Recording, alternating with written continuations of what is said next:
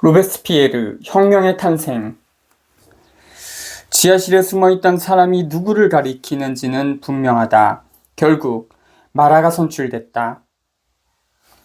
9월 11일, 당시로서는 별로 중요하지 않은 새로운 사건이 일어났다. 로베스피에르가 탈레잉을 민중이 약할 때 약하고 민중이 강할 때 강했다라고 비난하여 그의 입후보를 좌절시켰던 것이다. 테르미도르 반동으로부터 2년 전에 그는 이 인물의 기회주의와 무기력을 간파했다. 훨씬 더 중요한 사건에는 19일에 일어났다. 로베스피에르가 필립 오를레앙 14일 그는 고민으로부터 그의 이름을 필리프 에갈리테는 평등이라는 뜻으로 바꾼다는 약속을 얻어냈다. 이 후보에 반대했던 것이다. 그러나 이번에는 필리프 오를레앙의 이 후보를 적극 지지하는 당통보다 더 우위를 확보할 수 없었고 에갈리테는 마지막으로 선출됐다. 이 일은 로베스피에르가 당통을 용서하지 않은 일 중 하나이다. 며칠 후 당통이 미래의 룰리 피에프, 필립 오를레앙의 아들에게 군대에서 인기를 얻으라고 충고하고 그것은 우리에게, 당신 가문에, 특히 당신의 아버지에게 무척 중요한 일입니다. 당신은 군림할 절호의 기회를 얻었습니다. 라고 충고한 말들을 로베스피에르가 알았더라면 무엇라 말했을까? 프리스틀리, 영국의 유명한 화학자로 프랑스 혁명을 옹호했던 프리스틀리는 그 때문에 조국을 떠나 미국으로 이주했다.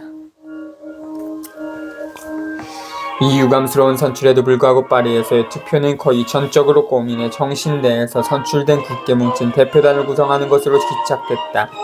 파니스 세르장 로베스피에르, 오기스텐 로베스피에르, 루이 다비드 등이 초선 의원들을 보강했다. 그들은 다 함께 국민공회에서 산악파의 핵심을 이루게 된다. 파리에서 패배한 입법 의회의 거물들은 지방에서 선출됐다. 브리스와 베티옹은 웨르에루아르 도에서, 콩도르시에는 엔 도에서 선출됐다. 그리고 그들은 곧 국민공회에서 산악파보다 수적으로 더 우세한 당파를 지휘하게 된다. 오기스텐 로베스피에르 1767년부터 1794년, 막시밀리앙 로베스피에르의 동생, 국민공회 의원, 테르미도르 쿠데타 때 형과 함께 처형됐다. 그 이유는 여러 가지였다. 첫째는 지방의 선거인들이 파리의 선거인들보다 정보가 부족해 대립하는 성향들을 대부분 알지 못했다는 점이다. 그들은 아직 존재하지 않는 당파들, 결코 명확히 규정되지 않을 당파들을 구별하지 못하고 가장 잘 알려진 애국파에게 투표했다. N의 동일한 선거인들은 생지스트와 콩도르세를 국민공회 대표로 파견했다. 피드돔 도의 같은 선거인들은 쿠통과 방칼, 장 H. 방칼 1750년부터 1826년을 보냈다. 그런 이유로 수많은 재헌의회 의원들과 입법의회 의원들이 재선됐다. 로베스피에르는 바로 이러한 사태를 막으려 했던 것인데, 이는 그들이 어떤 타협을 할 수 있었는지를 알고 있었고 또한 그들이 어떤 쪽을 선호할지를 알았기 때문이었다. 그리고 실제로 국민공회의 가장 극단적인 지롱대파는 대부분 알망 까미 1740년부터 1804년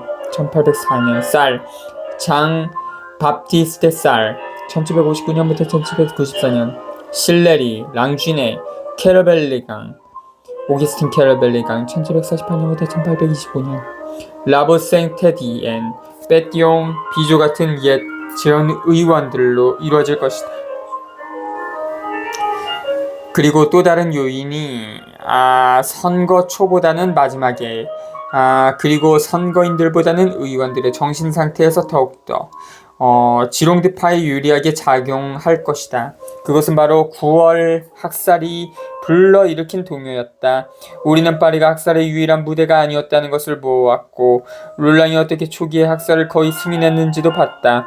그러나 이어 브리수파는 그 학살에 희생당할 뻔했다. 사려 깊은 인도적 감정보다는 이러한 사실 그들의 견해를 바꿔놓았을 수도 있었을 것이다. 그리고 프로이센군이 디무리에의 술책으로 아르곤에서 이럭저럭 제지되어 도착하지 않고 시간이 흐르면서 일단 애국파의 전율이 가라앉자 수많은 단순하고 심약한 사람들이 분노했다. 그것은 9월 학살의 구체적인 사실들이 내무부 내에 선거를 위한 선전수단을 쥐고 있던 롤랑 정부를 통해 그들에게 제시된 만큼 더더욱 그러했다. 브리스와 그의 당파는 확산되고 있던 유혈 사태에 대한 두려움을 매우 능숙하게 이용하여 조금은 겁을 먹은 수많은 지방 의원들이 파리에 도착하자마자 그들과 접촉해 그들을 꼬민파에 대항하도록 할 수 있었다. 훨씬 더 결정적인 마지막 이유가 국민공회의 초기 태도를 결정하였다. 그것은 사회경제적 소요의 재개와 확산이었다. 8월 11일 꼬미는 매입자들을 다스릴 준엄한 법을 요구하면서 공공의 재난에 평생하려는 자들에게 사형은 지나치게 가혹한 것으로는 보이지 않는다라고 덧붙였다. 의회는 이 요구를 받아들이지 않고 의사일정으로 넘어갔다. 그러나 의회는 다른 계획들에서는 양보해야 했다. 8월 14일 의회는 가난한 농민들이 구입할 수 있게 한다는 조건 아래 공유지의 분할과 망명 귀족 토지의 분할 매각을 결정했다. 마지막으로 8월 25일 의회는 2월 29일자 후통의 연설, 토지의 실질적인 양도에 의해 정당화되지 않는 모든 봉건적 권리를 보상 없이 폐지하자는 주장에 답하여 영주의 권리를 입증하는 본원적 문서 티투레 프리미티프를 제시하지 못하는 모든 봉건적 권리를 보상 없이 폐지했다.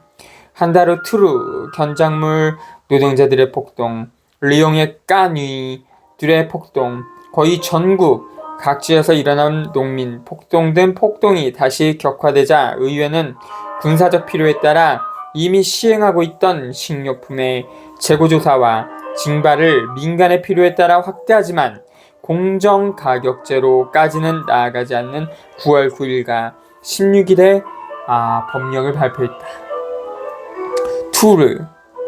투어스 앵두루 에루아르 도의 도청 소재지 까니 특별히 리용의 견직물 노동자들을 지칭하는 용어.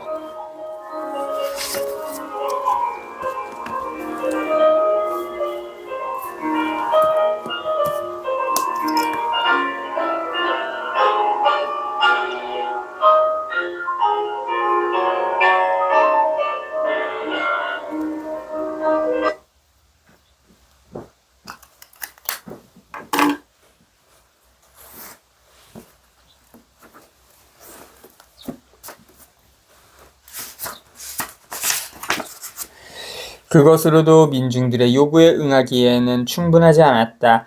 여기저기에서 공정가격제와 심지어 농민들에게 토지를 균등히 분배하자는 농지법을 요구하는 목소리가 높아졌다.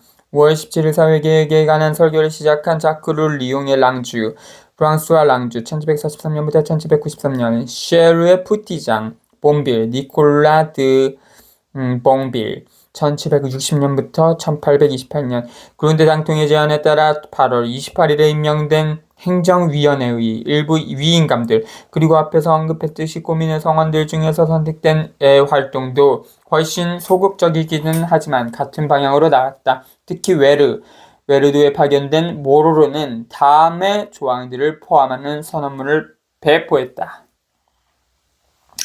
1. 국민은 산업재산을 인정한다. 국민은 그것의 보장과 불가침성을 약속한다. 2. 국민은 또한 이 문제에 대한 법률을 제정할 때까지 소유권에 대한 법적 제한을 함시 토지재산이라 잘못 불리는 것의 보장과 불가침성을 시민들에게 약속한다. 이 글이 배포되자 곧 베르네시 당국이 모로를 투옥했다. 모로는 산업재산의 불가침성만 인정하고 토지재산의 불가침성을 인정하지 않았으며 경작자가 사회 구성원들의 생계유지를 위한 토지 산물의 소유권을 가질 수 없다고 주장했다. 이미 보았듯이 로베스피에르는 농지법에 공식적으로 반대했다. 꼬민의 지도자들 대부분은 농지법에 대해 로베스피에르보다 훨씬 더 적대적이었다.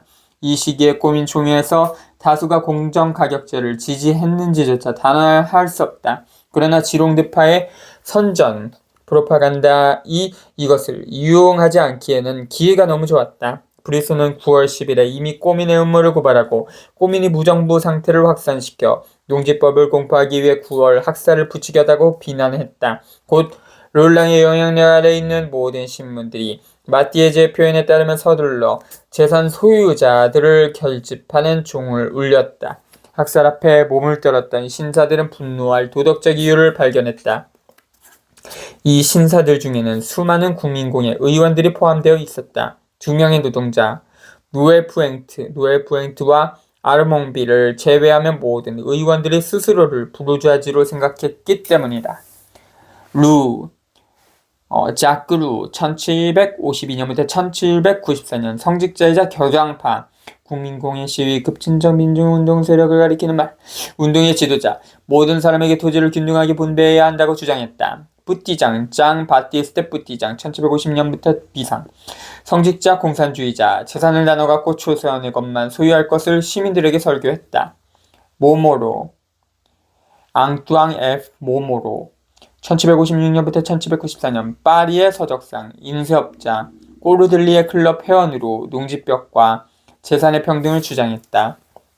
알몽빌 장 바티스테 알몽빌 1757년부터 1808년 모직물 노동자 출신의 국민공예 의원 국민공예에서는 마라와 가까웠고 극좌파적 견해 때문에 붉은 혁명 모자 보넷 로지라는 별명을 얻었다. 지롱드파는 새로운 힘을 얻고 있다고 느끼면서 파리의 도적들에 대해 더욱 공격적으로 나갔다. 9월 17일 롤랑, 라스루스 그리고 베르니오의 계획적인 공격 이후 입법의회는 꼬민 감시위원회를 해체했다. 9월 20일 마지막 회의에서 입법의회는 도들에 파견된 꼬민 위인감들이 인신과 재산의 안전을 위태롭게 했다고 비난하고 그들을 소환했다. 이번에는 꼬민이 굴복했다. 한편으로는 꼬민이 펼친 공안정책의 성공이 도리어 꼬민을 무장 해제시켰다. 첫 승리를 거둔 발미전투 9월 20일 이후 국민들은 더 이상 예외적인 조치의 필요성을 이해하지 못했을 것이다. 다른 한편으로는 국민공예 의원이 된 꼬민 지도자들은 국민공예의 분위기가 얼마나 자신들에게 적대적으로 변할 가능성이 큰지를 깨닫고 신생의회의 미래를 더욱 위태롭게 할 어떠한 행동도 하지 않으려고 태도를 보였다. 말하는 자신의 신문에서 새로운 행동 노선을 택하려는 의지를 드러냈다. 로베스피에르로 말하자면 그의 침묵은 더 의미심장하자 선거회의에 개입하고 자신이 꼬민 내에서 독재를 하고 있다고 비난하는 탈링의 영향을 받아 작성된 팜플렛에 대해 항의한 것을 제외하고 그는 9월 2일 이후 더는 발언하지 않았다. 아마도 그는 새로운 상황에 대해 숙보했을 것이다. 또한 아마도 그는 지롱드파가 얻은 새로운 얼굴을 고찰했을 것이다. 로베스피에르가 단지 막연하게 구분하는 것은 상인가 은행가 부르주아지의 공세적 당파가 어떤 절실한 필요에 의해 금융업자들과 상인들뿐 아니라 지주들을 포함하는 모든 재산 소유자들의 방어적인 당파로 변모했다는 것이다. 그러나 그는 정치적 결과들, 즉 지롱드파가 프랑스의 통일성을 파괴하는 연방주의를 지향하게끔 만드는 파리 상킬로트에 대한 증대하는 증오와 말로는 오직 자신들의 오른쪽에서만 적을 발견하는 채 했지만 이제는 가장 오른쪽에 자리 잡고 재원의회의 빼양파 잔당들을 자신들의 대열로 형제처럼 받아들이는 그들의 새로운 태도를 더 선명하게 보고 있었다. 입법의회에서 지롱드파는 하나의 당파였다. 그러나 국민공예에서 지롱드파는 반혁명의 무리에 불과한 존재로 변모할 것이고 결국 자신의 본래 성격을 상실할 것이다. 바로 이 모든 것에 대해 로베스피에르는 숙고해야 했다. 아마도 그는 재원의회 말기에 그랬던 것보다 훨씬 더 혁명이 끝나지 않았으며 새로운 위험이 자유와 조국을 위협하고 있다고 생각할 것이다. 그는 꼬민의 긍정적 성과가 포함하고 있는 교훈을 종합적으로 검토했다. 그리고 그는 민중의 적인 브리소파, 지롱드파를 끝장내기에 적합한 순간이 올 때까지 자신이 견지해야 할 수세적 태도를 예측할 것이다. 18.